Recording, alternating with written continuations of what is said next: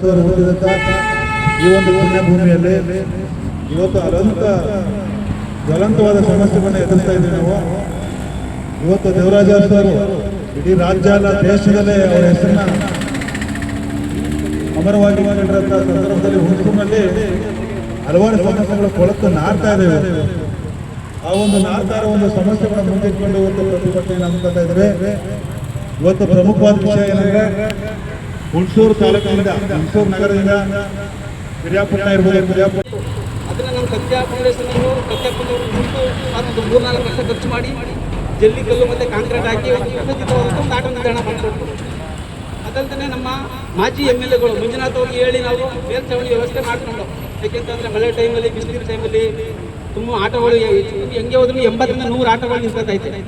80ರಿಂದ 100 ಆಟಗಳು ನಿಂತ್ಕೊಂಡು ಈಗ ನಮಗೆ ಮೇಲ್ಛಾವಣಿ ವ್ಯವಸ್ಥೆ ಆಗಿರುತ್ತೆ, ಮತ್ತೆ ಜಲ್ಲಿಕಲ್ಲು ವ್ಯವಸ್ಥೆ ಮತ್ತೆ ರೋಡ್ ವ್ಯವಸ್ಥೆ ಇರೋದ್ರಿಂದ ಅದು ಮಳೆ ಟೈಮಲ್ಲಿ ಏನು ಪ್ರಾಬ್ಲಮ್ ಆಗ್ತಾ ಇಲ್ಲ. ಇವರು ಕಾಂಪೌಂಡ್ನ ಹೊಡ್ಕೊಂಡು ನಾವು ಪ್ರೈವೇಟ್ ಗಾಡಿಗಳು ಒಳಗಡೆ ಬರ್ತೀವಿ ಅಂತ ಕೇಳ್ತಾರಲ್ಲ, ಇವರು ಪ್ರೈವೇಟ್ ಗಾಡಿಗಳು ಒಳಗಡೆ ಬಂದು ಆಕಸ್ಮಿಕ ಅನಾಹುತ ಏನಾದರೂ ಆದರೆ ಆ ಜಾಗ ಬಂದು KSRTC ಪರಿಹಾರ ಕೊಡ್ತಾರ, ಸಾರ್ವಜನಿಕ ಗಾಡಿಗಳಿಗೆ ಪರಿಹಾರ ಕೊಡೋಕ್ಕಾಗ್ತದ. ಒಂದು ಇನ್ನೊಂದು ಏನಂದ್ರೆ ಆಟ ನಿಲ್ದಾಣ ಒಳಗಡೆ ಶಿಫ್ಟ್ ಮಾಡ್ಕೊಡ್ತೀವಿ ಅಂತ ಅಂತಾರಲ್ಲ, ಈ ಗಳಿಗೆಗೆ ಹಾಲಿ ನೀವು ಶಿಫ್ಟ್ ಮಾಡ್ಕೊಡ್ತೀರಿ ಇಲ್ಲ ಅಂತ 2 ವರ್ಷ ಆದ್ಮೇಲೆ ಡಿಪೋ ಮ್ಯಾನೇಜರ್ ಬದಲಾಗೋದು, ಕಾರ್ಯ ಬದಲಾಗಿತ್ತು, ಅದನ್ನು ಆಗಾಯ್ತು, KSRTC ಜಾಗ ಕಂಡ್ರಪ್ಪ ನೀವು ಹೊರಗಡೆ ಹೋಗಿ ಬೇರೆ ಕಡೆ ಎಲ್ಲರೂ ಜಾಗ ನೋಡ್ಕೊಳ್ಳಿ ಅಂತ ಅಂದ್ರೆ ನಾವೆಲ್ಲಿ ಹೋಗಿದಾಗ ಇಲ್ಲ ಇವ್ರು ಏನಾದರೂ ಆಟ ನಿಲ್ದಾಣಕ್ಕೆ ಜಾಗ ಕೊಡ್ತಾರಲ್ಲ, ಅದನ್ನೇನಾದ್ರೂ ನಮ್ಮ ಆಟ ನಿಲ್ದಾಣಕ್ಕೆ ಬರ್ಕೊಡ್ತಾರೆ ಇವರು.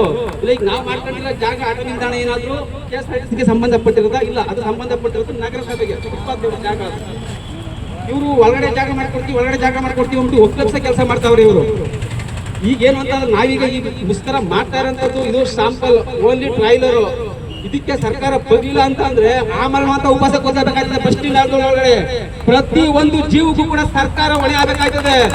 ನೀವು ಪೆಟ್ರೋಲ್ ಬಂಕ್ ಮಾಡಿ ಗನ್ನಲ್ಲಿ ಪೆಟ್ರೋಲ್ ಹಾಕಿದ್ರೆ ನಾವು ರಕ್ತನ ಹರಿಸ್ಕೊತೀವಿ, ಬಸ್ ಸ್ಟ್ಯಾಂಡ್ ಅಲ್ಲಿ ರಕ್ತನ ಹರಿಸ್ಕೊತೀವಿ ನಾವು. ಅದಾಗ್ಬಿಟ್ಬಿಟ್ಟು ಬೇಡ, ಮಾಡೋದ್ರೆ ಯೋಜನೆಗಳನ್ನ ಮಾಡಿ ಒಂದು ಅನುಕೂಲ ಆಗಬೇಕು ಜನಗಳಿಗೆ, ಒಂದು ಸಾರ್ವಜನಿಕರಿಗೆ ಅನುಕೂಲ ಆಗಬೇಕು, ಅವ್ರಿಗೆ ನೆಮ್ಮದಿ ಕೊಡಂಗಿರ್ಬೇಕು. ಪೆಟ್ರೋಲ್ ಬಂಕ್ ಡಿಮ್ಯಾಂಡೇ ಇಲ್ಲ, ಪೆಟ್ರೋಲ್ ಬಂಕ್ ಬೇಡಿಕೆಯೇ ಇಲ್ಲ ಈ ಜಾಗದಲ್ಲಿ, ಅದೊಂದಾಯ್ತು. ಅದಾದ್ಮೇಲೆ ಈ ಬಸ್ ನಿಲ್ದಾಣದಲ್ಲಿ ಸರಿಯಾದಂಥ ಪಾರ್ಕಿಂಗ್ ವ್ಯವಸ್ಥೆ ಕಾರ್ ಪಾರ್ಕಿಂಗ್ ವ್ಯವಸ್ಥೆ ಇಲ್ಲ. ಕಾರ್ ಪಾರ್ಕಿಂಗ್ ಎಲ್ಲಿ ಬೇಕಲ್ಲಿ ನಿಲ್ಲಿಸ್ತಾರೆ. ನಾವು ಬೆಳಿಗ್ಗೆ 8 ಗಂಟೆಯಿಂದ 9 ಗಂಟೆಯಿಂದ ಇಬ್ಬರು ಆಫೀಸರ್ಸ್ಗಳನ್ನ ಹಾಕ್ತೀವಿ ಅಂತ ಎಲ್ಲಿ, ಮತ್ತೆ ಅಲ್ಲಿಂದ ಪೂರ್ತಿ ಇಡೀ ಬಸ್ ಸ್ಟ್ಯಾಂಡ್ನೇ ಸ್ಕೂಟ್ರು ಸರೌಂಡಿಂಗ್ ತುಂಬ್ಕೊಂಡೈತೆ, ಪೂರ್ತಿ ಸ್ಕೂಟ್ರು ಸರೌಂಡಿಂಗೇ ತುಂಬ್ಕೊಂಡೈತೆ. ಇಲ್ಲಿ ನೋಡಿದ್ರೆ ಕಾರ್ ವ್ಯವಸ್ಥೆ. ಆಮೇಲೆ ಬೆಳಿಗ್ಗೆ 8ರಿಂದ 8-8ವರೆಗೆ ಕಾಲೇಜ್ ಮಕ್ಕಳು, ಸ್ಕೂಲ್ ಮಕ್ಕಳುಗಳೆಲ್ಲ ಬರ್ತಾವ. ಅವರು ಕಾಲೇಜ್ ಹೋಗೋಣ 5 ನಿಮಿಷ 10 ನಿಮಿಷ ಕೂತಿದ್ದು ಹೋಗ್ತಾರೆ. ಅದಲ್ದೇ ಸಾರ್ವಜನಿಕರು ವಿದ್ಯಾರ್ಥಿಗಳಲ್ತಾನೆ ಬೇರೆ ಬೇರೆ ಹುಡುಗರುಗಳು ಪುಂಡ್ರುಗಳು ಬರೋದು, ಅವಳಿ ಮಾಡೋದು, ಹುಡುಗಿನ ರೇಗಿಸೋದು. ಈಗ ಆಲ್ರೆಡಿ 7-8 ಗಾಡಿ ಕಳ್ತನ ಆಗುತ್ತೆ. ಜಸ್ಟ್ 3 ದಿನ ಹಿಂದೆ ಒಂದು ಸ್ಪ್ಲೆಂಡರ್ ಯಾವ ಬಸ್ ಹೋಗ್ತದೆ ಅಂತೇಳಿ ಸಾರ್ವಜನಿಕ ಗೊತ್ತಾಗ್ತಾ ಇಲ್ಲ. ದಯಮಾಡಿ ಬಸ್ಗಳ ವ್ಯವಸ್ಥೆ ಮಾಡ್ಕೊಡ್ಬೇಕು. ಜೊತೆಗೆ ಇವತ್ತು ಸಾರಿಗೆ ಸಚಿವರಲ್ಲಿ ಮನವಿ ಮಾಡ್ತಾ ಇದೀವಿ. ಇವತ್ತು ಎಲೆಕ್ಟ್ರಿಕಲ್ ಬಸ್ಗಳನ್ನ ಮಾಡ್ತಾ ಇದೀವಿ. ಇಡೀ ಕರ್ನಾಟಕದಲ್ಲಿ 2000 ಬಸ್ನ ಪರ್ಚೇಸ್ ಮಾಡಿದೀವಿ ಅಂತ ಹೇಳೋರು. ಅದರಲ್ಲಿ ನಮ್ಮ ಹುಣಸೂರು ಭಾಗಕ್ಕೆ ಬೆಳಿಗ್ಗೆ ಒಂದು 10 ಬಸ್ ಎಲೆಕ್ಟ್ರಿಕಲ್ ಬಸ್, ಸಂಜೆ ಒಂದು ಎಲೆಕ್ಟ್ರಿಕಲ್ ಬಸ್ನ ವ್ಯವಸ್ಥೆ ಮಾಡಿದ್ರೆ ತುಂಬಾ ಅನುಕೂಲ ಆಗ್ತದೆ. ಇವತ್ತು ಇನ್ನೊಂದು ಪ್ರಮುಖವಾದ ಪ್ರಶ್ನೆ ಏನಂದ್ರೆ, ಹುಣಸೂರಿನ ಕ್ಯಾನರ್ಗೆ 50ರಿಂದ 60 ಬಸ್ಗಳು ಹೋಗ್ತಾ ಇದ್ವಿ ಸರ್. 50ರಿಂದ 60 ಬಸ್ಗಳು ಹೋಗ್ತಾ ಇರೋದು. ಅವು ಸೆಟ್ಲು ಅಂತ ಸ್ಟಾಪ್ ಕೊಡ್ತಾರೆ, ಎಲ್ಲ ಕಡೆ ಸ್ಟಾಪ್ ಕೊಟ್ಟು ಹೋಗ್ತಾರೆ. ಆದ್ರೆ ಬಸ್ ಚಾರ್ಜ್ ಮಾತ್ರ ಎಕ್ಸ್ಪ್ರೆಸ್ ಪೇ ತಗೋತಾರೆ. ಇದು ಯಾವ ಲೆಕ್ಕ ಅಂತ ನಮ್ಗೆ ಗೊತ್ತಾಗ್ತದೆ. 8 ರೂಪಾಯಿ ಚಾರ್ಜ್ ಜಾಸ್ತಿ ತಗೋತಾರೆ. ಇದು ಬಹಳ ಅನ್ಯಾಯ.